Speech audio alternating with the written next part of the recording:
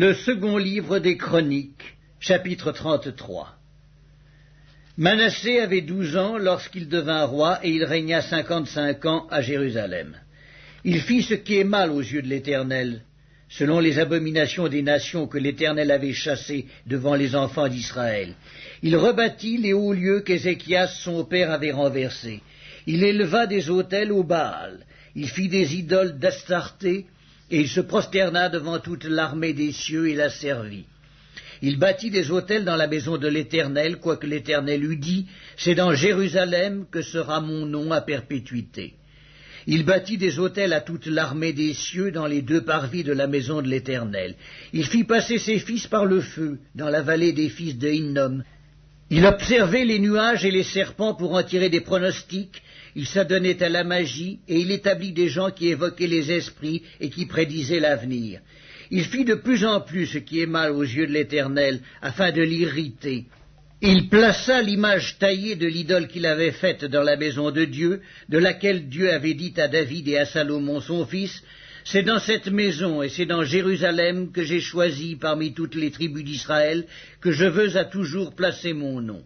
Je ne ferai plus sortir Israël du pays que j'ai destiné à vos pères, pourvu seulement qu'ils aient soin de mettre en pratique tout ce que je leur ai commandé, selon toute la loi, les préceptes et les ordonnances prescrits par Moïse. » Mais Manassé fut cause que Juda et les habitants de Jérusalem s'égarèrent et firent le mal plus que les nations que l'Éternel avait détruites devant les enfants d'Israël. L'Éternel parla à Manassé et à son peuple, et ils n'y firent point attention.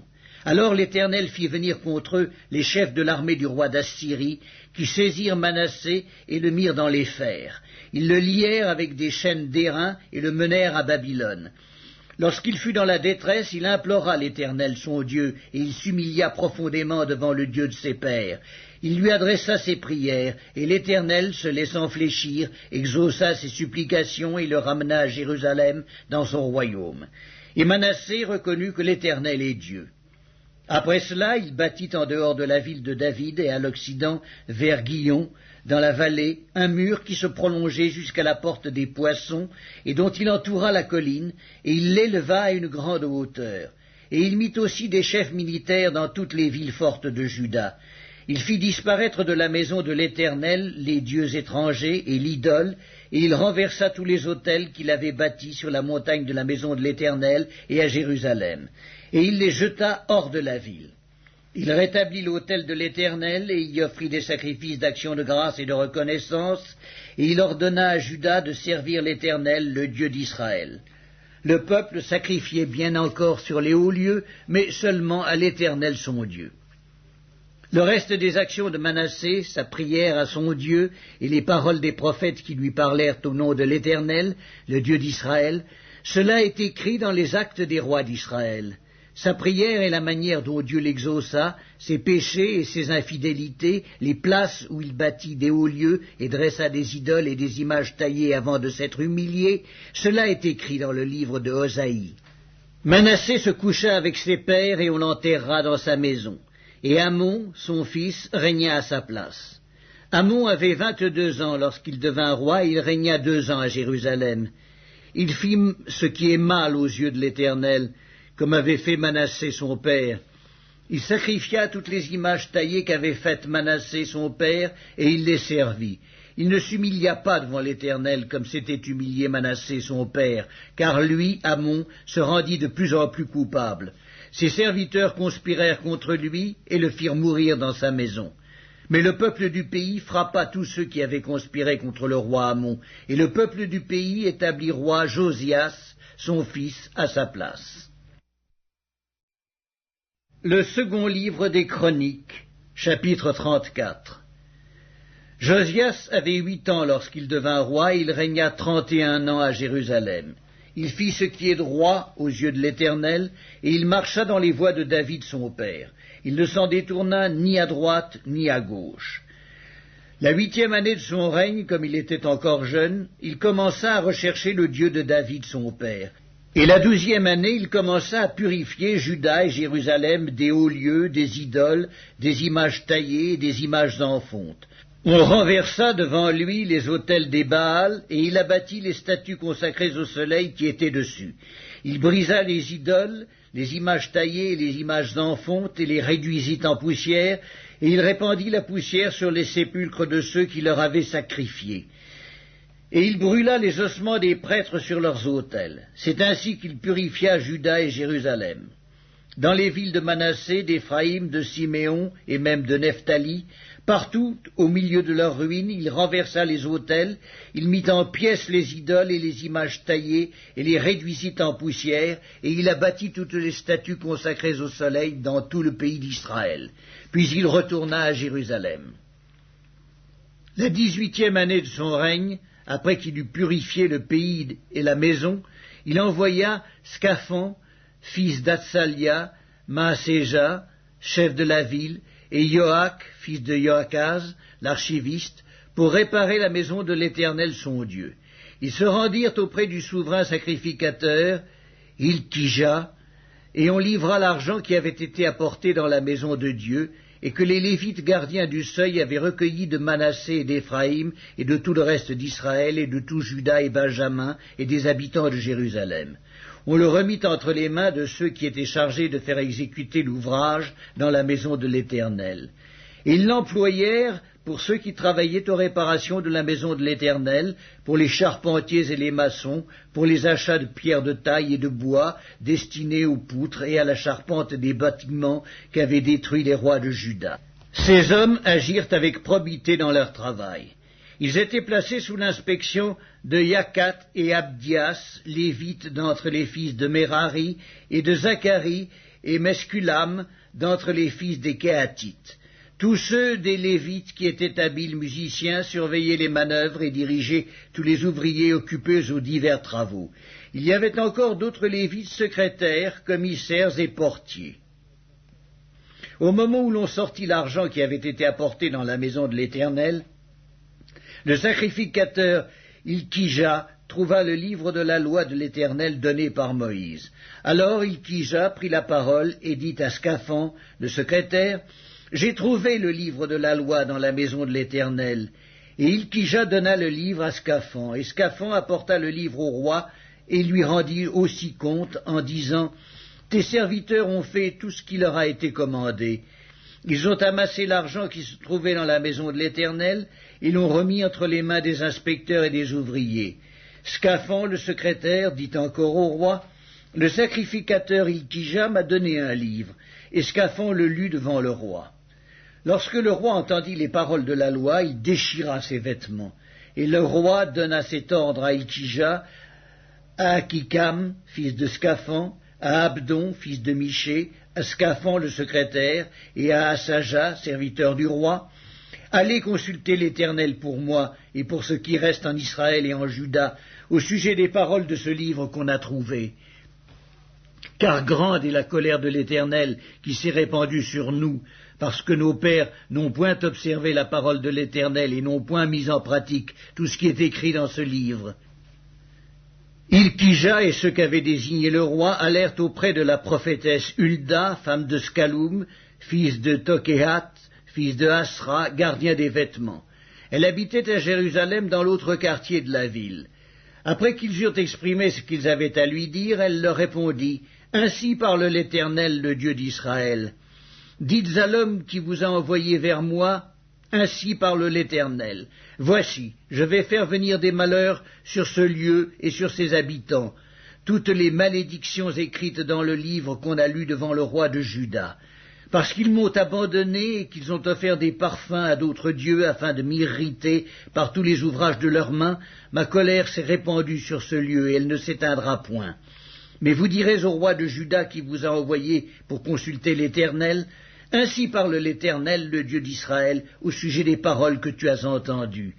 Parce que ton cœur a été touché, parce que tu t'es humilié devant Dieu en entendant ces paroles contre ce lieu et contre ses habitants, parce que tu t'es humilié devant moi, parce que tu as déchiré tes vêtements et que tu as pleuré devant moi, moi aussi j'ai entendu, dit l'Éternel. Voici, je te recueillerai auprès de tes pères, tu seras recueilli en paix dans ton sépulcre, et tes yeux ne verront pas tous les malheurs que je ferai venir sur ce lieu et sur ses habitants. Ils rapportèrent au roi cette réponse. Le roi fit assembler tous les anciens de Juda et de Jérusalem. Puis il monta à la maison de l'Éternel avec tous les hommes de Juda et les habitants de Jérusalem, les sacrificateurs et les Lévites, et tout le peuple, depuis le plus grand jusqu'au plus petit. Il lut devant eux toutes les paroles du livre de l'Alliance qu'on avait trouvé dans la maison de l'Éternel.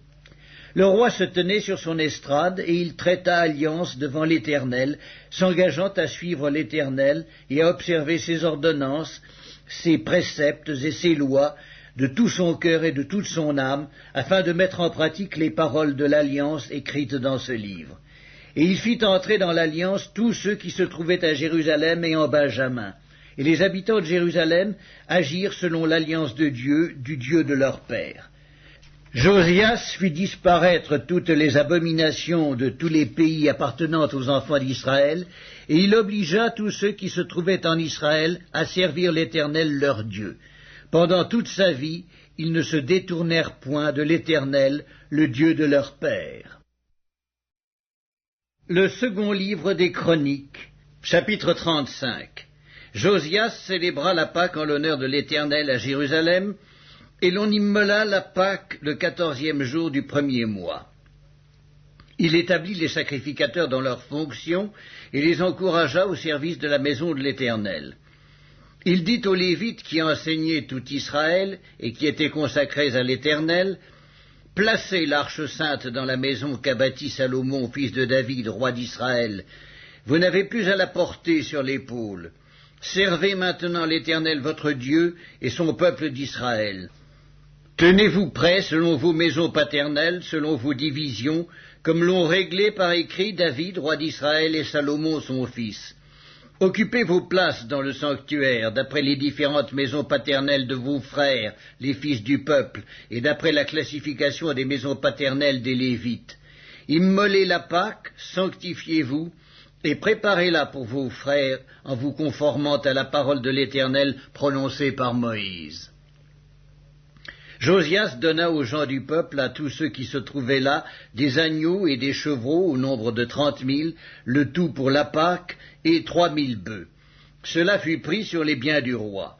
Ses chefs firent de bon gré un présent au peuple, aux sacrificateurs et aux Lévites. Ilkija, Zacharie et Jéhiel, princes de la maison de Dieu, donnèrent aux sacrificateurs pour la Pâque 2600 agneaux et 300 bœufs. Conania, Shemaéja et Netanaël, ses frères, Ascabia, Jéhiel, Jozabad, chef des Lévites, donnèrent aux Lévites pour la Pâque 5000 agneaux et 500 bœufs. Le service s'organisa et les sacrificateurs et les Lévites occupèrent leur place selon leur division, d'après l'ordre du roi. Ils immolèrent la Pâque, et les sacrificateurs répandirent le sang qu'ils recevaient de la main des Lévites, et les Lévites dépouillèrent les victimes. Ils mirent à part les holocaustes pour les donner aux différentes maisons paternelles des gens du peuple, afin qu'ils les offrissent à l'Éternel, comme il est écrit dans le livre de Moïse. Et de même pour les bœufs.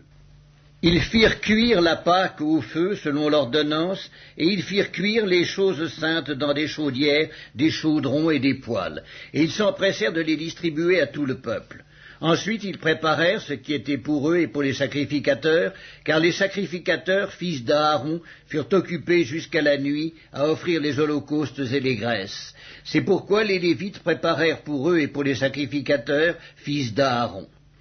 Les chantres, fils d'Azaph, étaient à leur place selon l'ordre de David, d'Azaph, d'Héman et de Yéduthun, le voyant du roi, et les portiers étaient à chaque porte. Ils n'eurent pas à se détourner de leur office, car leurs frères les Lévites préparèrent ce qui était pour eux. Ainsi fut organisé ce jour-là tout le service de l'Éternel pour faire la Pâque et pour offrir les holocaustes sur l'autel de l'Éternel, d'après l'ordre du roi Josias. Les enfants d'Israël qui se trouvaient là célébrèrent la Pâque en ce temps et la fête des pains sans levain pendant 7 jours. Aucune Pâque pareille à celle-là n'avait été célébrée en Israël depuis les jours de Samuel le prophète. Et aucun des rois d'Israël n'avait célébré une Pâque pareille à celle que célébrèrent Josias, les sacrificateurs et les Lévites, tout Juda et Israël qui s'y trouvaient, et les habitants de Jérusalem. Ce fut la 18e année du règne de Josias que cette Pâque fut célébrée. Après tout cela, après que Josias eut réparé la maison de l'Éternel, Nécho, roi d'Égypte, monta pour combattre à Carchemish sur l'Euphrate, et Josias marcha à sa rencontre. Et Nécho lui envoya des messagers pour dire « Qu'y a-t-il entre moi et toi, roi de Juda ? Ce n'est pas contre toi que je viens aujourd'hui, c'est contre une maison avec laquelle je suis en guerre. Et Dieu m'a dit de me hâter. Ne t'oppose pas à Dieu qui est avec moi, de peur qu'il ne te détruise. » Mais Josias ne se détourna point de lui, et il se déguisa pour l'attaquer, sans écouter les paroles de Nécho qui venaient de la bouche de Dieu. Il s'avança pour combattre dans la vallée de Megiddo. Les archers tirèrent sur le roi Josias, et le roi dit à ses serviteurs « Emportez-moi, car je suis gravement blessé. » Ses serviteurs l'emportèrent du char, le mirent dans un second char qui était à lui, et l'amenèrent à Jérusalem. Il mourut et fut enterré dans le sépulcre de ses pères. Tout Juda et Jérusalem pleurèrent Josias. Jérémie fit une complainte sur Josias. Tous les chanteurs et toutes les chanteuses ont parlé de Josias dans leurs complaintes jusqu'à ce jour, et en ont établi la coutume en Israël. Ces chants sont écrits dans les complaintes.